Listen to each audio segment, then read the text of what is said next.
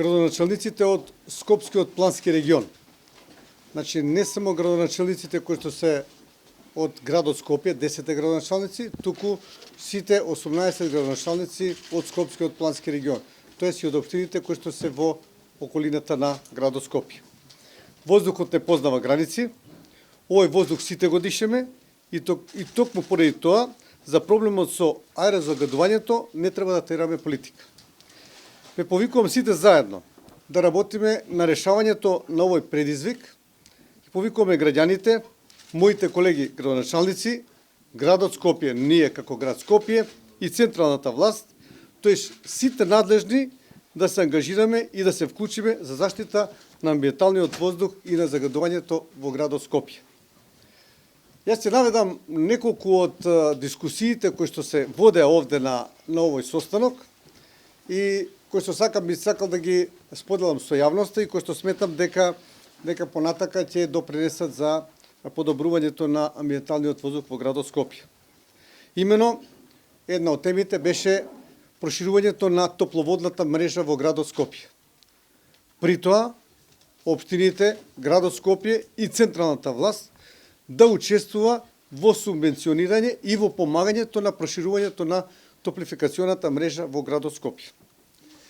Исто така, да се направат напори, да во зградите, значи, да сите оние кои што, во оние згради во кои што има топлинска енергија, да сите станови бидат вклучени на топлинска енергија, бидејќи во спротивно се случува да стан кој што има некој што има стан од 60 квадрати, плаќа каде што се исклучени, да речам 20% од потрошувачите, од домаќинствата, да плаќа иста цена како стан кој што е од 100 квадрати, а каде што сите се приклучени на топлификационата мрежа.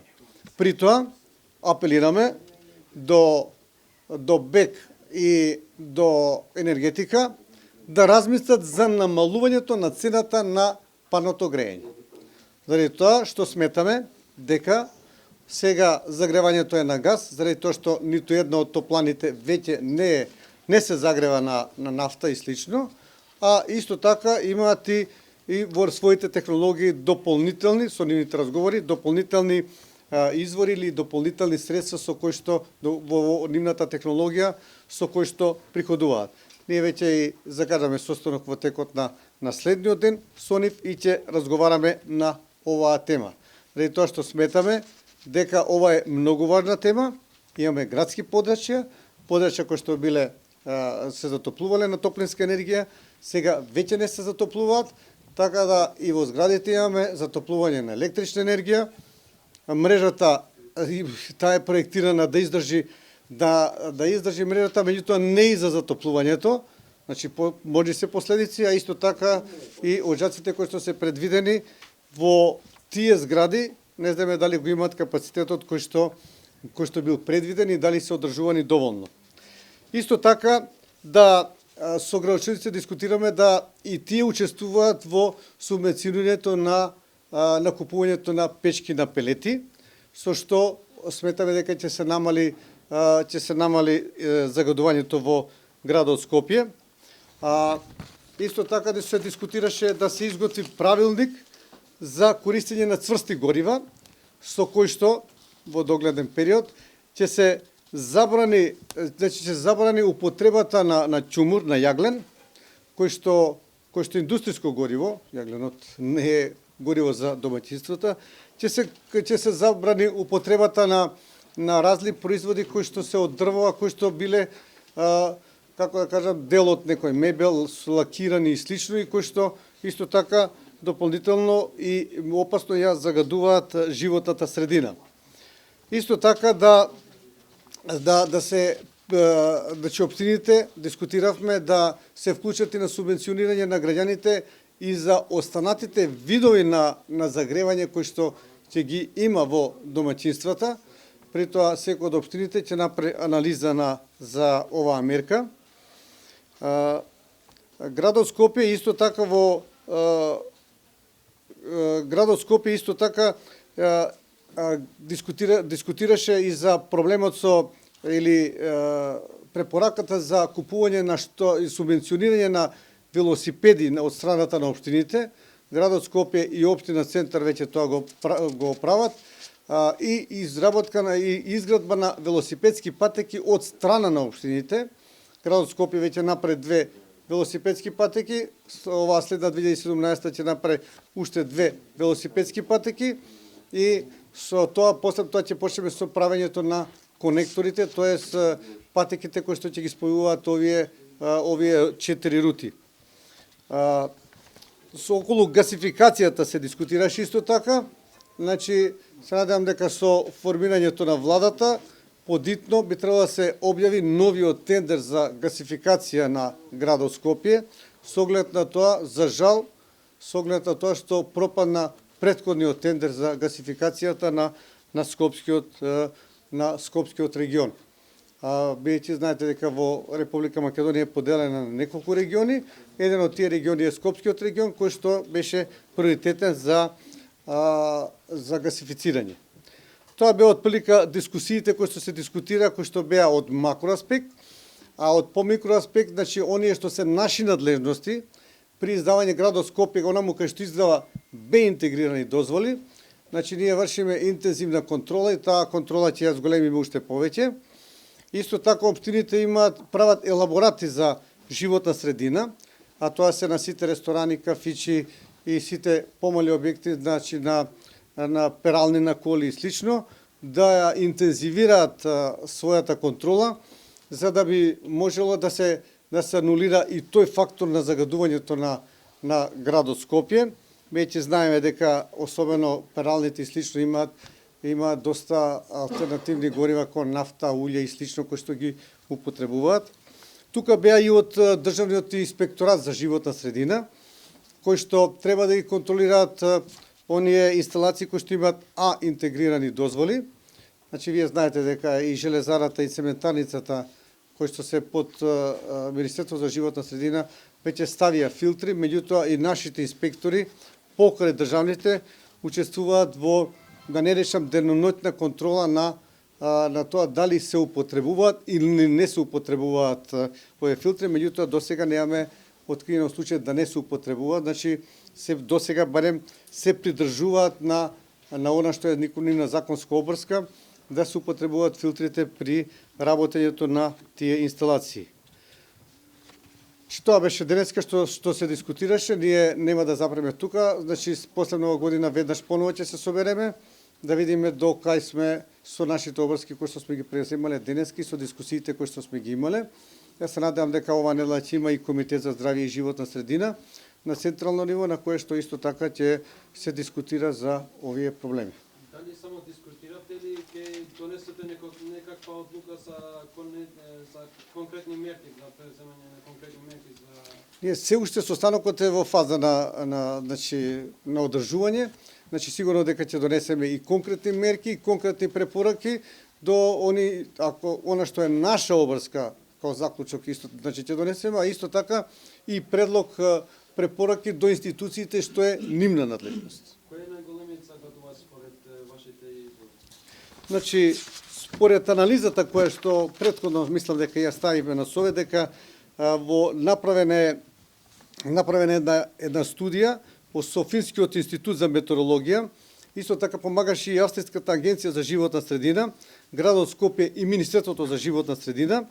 Најголемиот загадувач се домаќинствата со 32%, потоа сообраќајот со 20%, прашината создадена од уличната прашина и прашината од градични активности 19%, индустријата 18%, сулфатни соли 7% и нитратни соли 2%.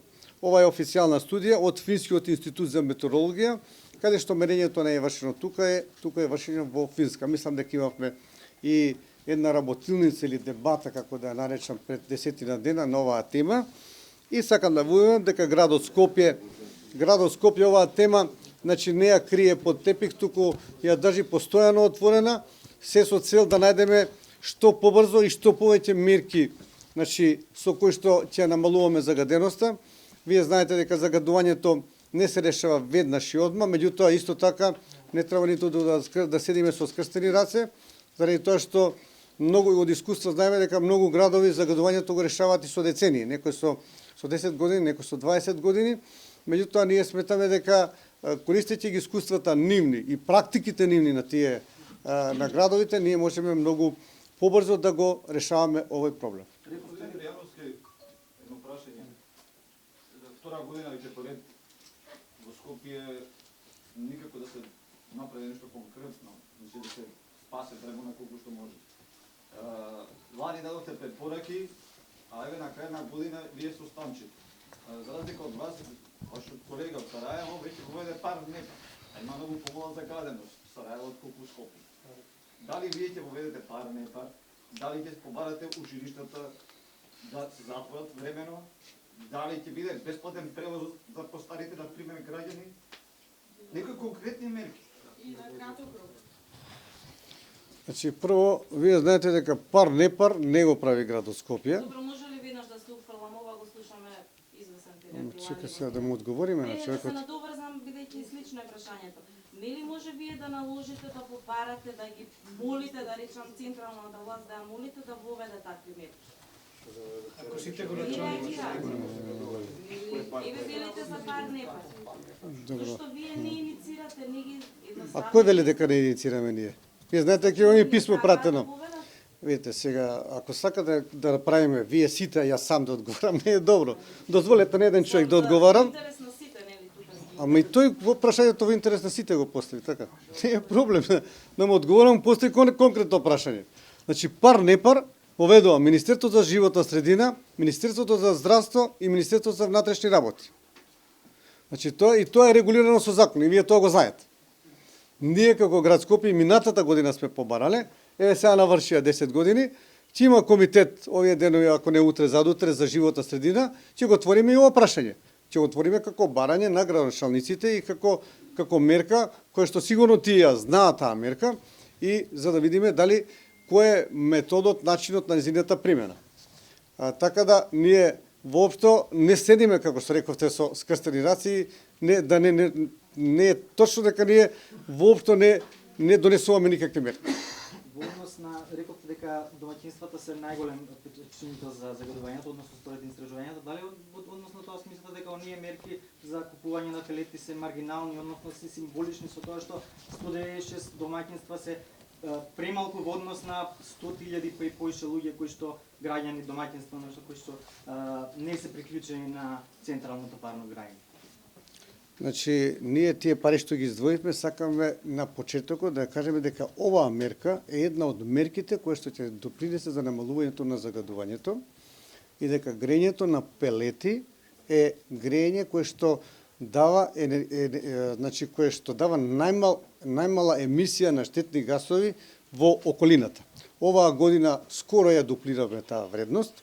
Владата на Република Македонија исто така донесе закон, значи ќе донесе мерка со која што многу повеќе пари ќе бидат предвидени за набавувањето на печки на пелети и не само тоа, значи што ќе бидат субвенционирани граѓаните, тука ќе бидат ослободени од царина, ќе бидат ослободени од ДДР и слично. Вие знаете дека исто така и ќе се донесат и доста мерки за кои што исто така и градот ги прави и општините. Владата треба да донесе мерки со кои што повеќе ќе треба ние да купуваме велосипеди на електричен погон и при тоа се кажа кој прво од институциите ако се почне, секој од 4 автомобили, пример, 2 треба да бидат електрични. Оние граѓани кои што сакаат да купат електрични автомобили да бидат ослободени до одредена вредност ако купат со 3.000 евра, со поголема вредност до 5.000 евра да бидат субвенционирани и слично. Така да сето тоа се сплет на мерки кои што треба да овозможат намалувањето на загадувањето во градот Скопје. Дали денеска е аплицирано со средството со оглед на влажноста во воздухот? Мо? Дали денеска е аплицирано со средството магнезиум со оглед на Значи, јас знам дека влажноста? минативе дена, 2-3 дена се аплицираше. За денеска, значи, ќе одлучат службите кои што работат на таа материја, дали ќе се аплицира или нема да се аплицира. Мислам дека ќе се аплицира, меѓутоа одлучуваат службите од градот Скопје заедно со јавното претпријатие комунална хигиена. А дали ќе се продолжи на други улици бидејќи со оглед на тоа што го најавте викендов практично само на 3-4 булевара во градот аплицирате. Да, ќе се продолжи на други улици, еве и општината има и општини кои што веќе значи сака да се вклучат, и општина Чаир веќе има возило во кое што ние веќе под многу брзо ќе изработиме проект заради тоа што секаде наму каде што аплицираме со кациум, магнезиум, ацетат, значи мора да имаме сообраќајен проект на кој се треба да ставиме сообраќајни знаци со кои што ќе ги предупредиме граѓаните дека треба внимателно да возат. Тоа ќе го направиме и во улиците кои што општина Чаир ќе ги предложи, а воедно еве падна предлог од неколку градоначалници да следната година исто така се здружат во купувањето на возила кои што ќе значат чистење, миење на улиците и аплицирање со вакво средство за по улиците, зборам, кои што се од локален карактер, кои што се под надлежност на општините. На социјалните мрежи граѓаните покрина петиција за стопирање на проектот Панорамско тркало со цел да се пренамена средствата за намалување на зараденоста. Тоа е вашето мислење? Тоа не е во нашата надлежност, мислам дека тоа се финансира од централната власт. Дали ги разгледавте предлозите што граѓаните ги дадаа во однос на најавениот протест што ќе се одржи во среда во паркот, односно пред фонтаната? Да, значи ги разгледаме и ги загледаме заедно со граѓаните и уште едно добре што ме подсетите. Значи вие знаете дека топлификација беше под град Скопје. За жал, топлификација град Скопје нема. Топлификацијата беше приватизирана. И Белград има, и Загреб има, и другите. И како град, како градови можат да учествуваат во субвенционирање на вредноста и може да учествуваат во проширувањето на таа мрежа. И мислам дека беше голема грешка што топлификација се продаде, се зема од градот Скопје и се продаде, исто како што се продадоа градски аптеки, и кажа во една претходна прилика, градски аптеки Љубљана годишно пред 3 години, господинот Јакович кога него ми информира дека 25 милиони евра земаат од градски аптеки Љубљана, а ние земаме една чиста нула или воопшто немаме градски аптеки. Така да, кога ќе ги споредуваме градот Скопје со градовите кои што се од поранешна Југославија, вистина јас би сакал да ги имаме истите ингеренции и кои што, а тоа ќе значи и исти приливи на средства, неголи како што сме сега доведени, каде што градот Скопје со централизацијата која што настана во 90-та година, му беа одземени скоро сите јавни предпријатија и сите институции кои што беа под негова надлежност, и аптеките, и топлификацијата, и градски трговски центар, и Скопски пазар. Ние сме ретки кои што немаме пазари. Знаете пазарите во каква состојба ни се наоѓаат и околу пазарите каква е состојбата и колку се финансира од тие, па дури и до градските гробишта. Меѓутоа тоа не е тема денеска. Кога го кажав само заради топлификација, доколку беше под градот Скопје, сигурно дека градот Скопје ќе имаше многу поголема одговорност и многу повеќе ќе можеше да инвестира со оглед на тоа што ќе има своја надлежност.